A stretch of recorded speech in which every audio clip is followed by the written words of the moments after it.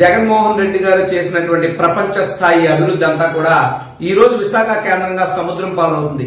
జగన్మోహన్ రెడ్డి గారు తన పరిపాలనా హయాంలో విశాఖ నగరాన్ని ప్రపంచ స్థాయికి తీసుకెళ్లారు. కానీ ఈ రోజు అది మొత్తం కూడా మట్టిలో పోసిన పన్నీర్ అవుతుంది. ఎందుకు ఈ మాటలు చెప్తున్నానంటే వైజాగ్ అంటే బీచ్, బీచ్ అంటే వైజాగ్, విశాఖని సాగర తీరంగా సర్వాంగ సుందరంగా ప్రపంచ పర్యాటకులు సైతం ఎక్కడున్నా ఏరుకోరి విశాఖపట్నం వచ్చి సముద్రపు తీరపు అందాలను ఎంజాయ్ చేసేటటువంటి ఒక గొప్ప ప్రకృతి అందించినటువంటి వరం విశాఖ సాగర తీరం. అయితే ఈ సాగర తీరానికి జగన్మోహన్ రెడ్డి గారి హయాంలో మరిన్ని మెరుగులు దిద్దారు. దానివల్ల ప్రపంచంలోనే పేరెన్నికన్నటువంటి డెన్మార్క్ చెందినటువంటి FEE అంటే foundation for environmental and education అనే సంస్థ వారు విశాఖపట్నం ఉన్నటువంటి ఋషికొండ బీచ్ కి అక్టోబర్ 11, 2020 నాడున బ్లూ ఫ్లాగ్ స్టేటస్ ఇచ్చారు. ఈ బ్లూ ఫ్లాగ్ స్టేటస్ అంటే అంత ఆషామాషి విషయం కాదు. భారతదేశం మొత్తం ఉన్నటువంటి 28 రాష్ట్రాల్లో దాదాపు యూనియన్ టెరిటరీస్ లో వీటన్నింటినీ కూడా పరిశీలించి 13 బీచ్లకి అర్హతను ప్రసాదిస్తే ఆ 13 బీచ్ల్లో విశాఖపట్నం ఉన్నటువంటి ఋషికొండ బీచ్ ఒకటి. ఆంధ్రప్రదేశ్ రాష్ట్ర చరిత్రలోనే ఏ బీచ్ కి దక్కనటువంటి బ్లూ ఫ్లాగ్ యొక్క స్టేటస్ ఆ ఘనత విశాఖ బీచ్ అయినటువంటి ఋషికొండకు దక్కింది.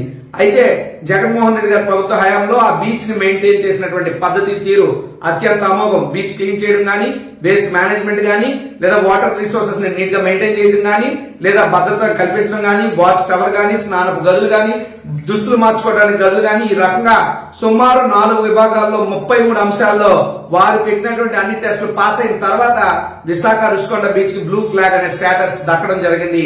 ఆ గౌరవం జగన్మోహన్ రెడ్డి గారి అధికారంలో తర్వాత 2020 నుంచి 2024 వరకు అంటే 4 దఫాలుగా ప్రతి ఏడాది కూడా ఆ యొక్క ఘనత ఋషికొండ బీచ్ సాధిస్తూనే వచ్చింది. అయితే కొత్త ప్రభుత్వం వచ్చిన తర్వాత మాటలు చూస్తే కోటలు, చేతల్లో చూస్తే చెప్పలు అన్న తీరుగా వాళ్ళ యొక్క పరిపాలన ఉంది. ఋషికొండ బీచ్ ని గాలి వదిలేశారు. అస్తవ్యస్తంగా ఋషికొండ బీచ్ అత్యంత కళాహీనంగా తయారవడంతో ఏదైతే FEE డెన్మార్క్ చెందినటువంటి సంస్థ వారు వచ్చి చూశారో ఈ యొక్క బీచ్ కి ఇప్పుడు ఈ అర్హత లేదు అని చెప్పి దాన్ని క్యాన్సిల్ చేస్తూ ఒక ఉత్తర్వులు జారీ చేశారు. ఇది విశాఖ మహానగరానికి ఒక మాయన మచ్చగా మనం చెప్పుకోవచ్చు. ఈ కూటమి ప్రభుత్వ చేతగాని తీరు ప్రపంచ వేదికలు కూడా తెలిసింది అని చెప్పడానికి ఇంతకన్నా వేరే ఉదాహరణ ఏం కావాలి.